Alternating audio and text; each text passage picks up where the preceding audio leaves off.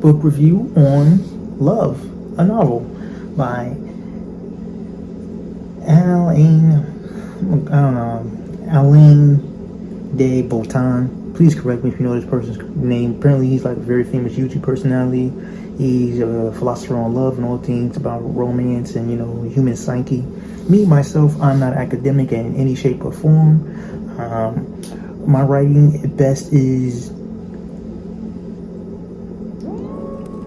okay. It's not nothing to go home about at all.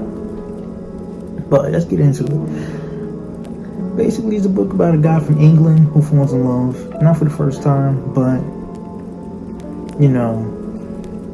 it's one of them deep loves you have in your 20s, and you're like, oh my god, I knew love before.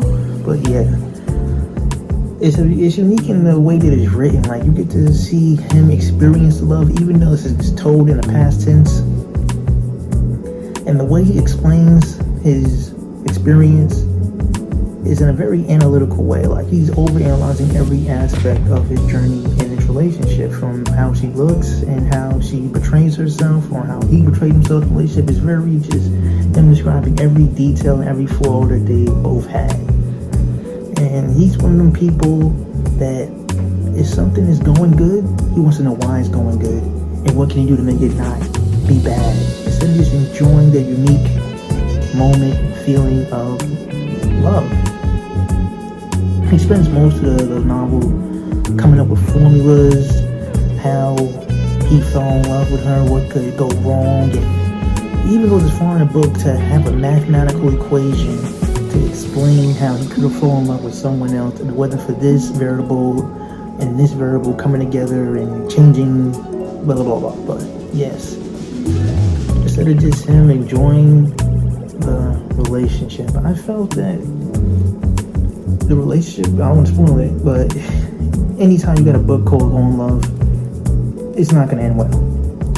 I felt that he could have really enjoyed the relationship if he'd have just got out of his head and just enjoyed it, instead of looking for everything that could be wrong, and stop questioning everything and just go with the flow. The two of them probably would have been married.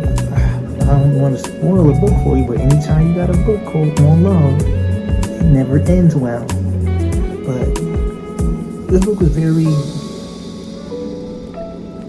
I was spoiled before. It's very nice and refreshing for me to read, and I learned a lot about myself with every page. As a person that's sadly at the very, very end of their 20s,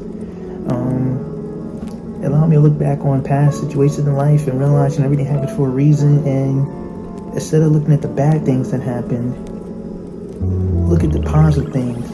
And the most important thing to take out of it, be thankful that you got to experience it, instead of looking on the negative aspects of anything.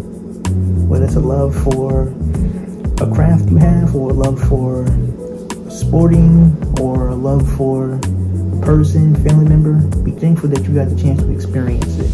And stop looking at the bad aspect of it, or if it's going good, let it continue to go good. I don't want to drag this on anymore, but yeah, I found this book in some bookstore in Seoul. One of the only books that have English written books there. I highly recommend it if you ever go to Seoul. Pick it up. It's a very easy read. It was easy for me, and I'm an academic, and my vocabulary